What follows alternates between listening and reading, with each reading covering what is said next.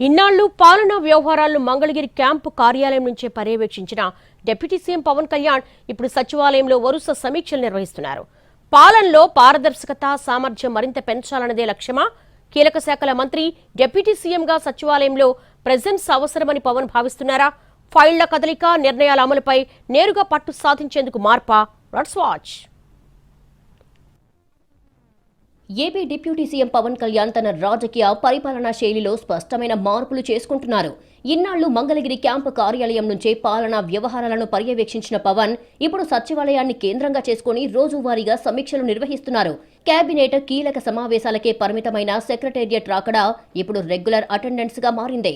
గత 2 రోజులుగా ఉదయం 8 గంటల నుంచి మధ్యాహ్నం 1 గంట వరకు పవన్ కళ్యాణ్ సచివాలయంలోని ఉండే శాఖల వారీగా సమీక్షలు, సమావేశాలు నిర్వహిస్తున్నారు.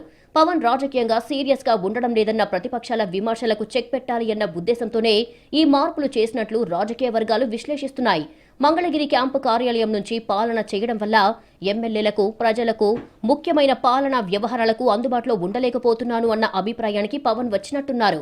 అందుకే సచివాలయంలో ఉండే పాలసీ నిర్ణయాలు క్షేత్రస్థాయిలో అమలవుతున్నాయా లేదా అన్న అంశంపై ప్రత్యేకంగా దృష్టి సారిస్తున్నారని అధికారులు చెబుతున్నారు. శాఖల మధ్య సమన్వయం లోపించకుండా చూడడం, ఫైళ్ల పెండింగ్, నిర్ణయాల్లో జాప్యం, బాధ్యతల పంపిణీపై స్పష్టత తీసుకురావడమే ఈ సమీక్షల ప్రధాన ఉద్దేశంగా తెలుస్తోంది. అధికార యంత్రాంగానికి స్పష్టమైన దిశానిర్దేశం ఇచ్చేందుకు ప్రత్యక్ష సమీక్షలు నిర్వహిస్తున్నారని సమాచారం. డిప్యూటీ సీఎంగా మాత్రమే కాదు, కీలక శాఖల మంత్రిగా కూడా పాలనపై పూర్తి స్థాయిలో పట్టు సాధించాలి అన్న ఆలోచనతోనే పవన్ ఈ మార్గాన్ని ఎంచుకున్నారని చర్చ సాగుతోంది. పాలనలో పారదర్శకత, వేగం పెంచడం లక్ష్యంతో ఇకపై రెగ్యులర్గా సచివాలయం నుంచే పాలనను పర్యవేక్షించే అవకాశముందన్న అంచనాలు వ్యక్తమవుతున్నాయి. గ్రేట్ గ్రీన్ వాల్ ప్రాజెక్ట్, రాష్ట్రంలో 50% గ్రీన్ కవర్ లక్ష్య సాధనపై పవన్ కళ్యాణ్ పట్టుదలగా ఉన్నారు. ఈ ప్రాజెక్టుల పర్యవేక్షణ, అమలు తీరుపై అధికారులను ప్రశ్నిస్తూ నిర్దేశిత లక్ష్యాలకు అనుగుణంగా పనుల్లో ఖచ్చితమైన పురోగతి ఉండాలని స్పష్టం చేశారు. తీర ప్రాంత అడవుల రక్షణ, ఆక్రమణల నిరోధం, అటవీ భూముల పరిరక్షణపై కూడా పవన్ స్పష్టమైన ఆదేశాలు జారీ చేసినట్లుగా సమాచారం. ఈ నెలాఖరిలోపు స్పష్టమైన రూట్ మ్యాప్ సిద్ధం చేసే దిశగా అటవీ శాఖ అధికారులు పనిచేయాలని పవన్ ఆదేశించారు.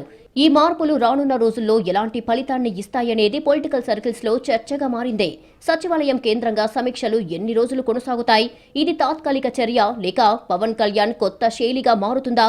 ఇకపై రెగ్యులర్ గా సచివాలయంలోనే ఉంటారా అంటే రానున్న రోజుల్లో పవన్ పనితీరే దీనికి సమాధానం చెప్పనుంది.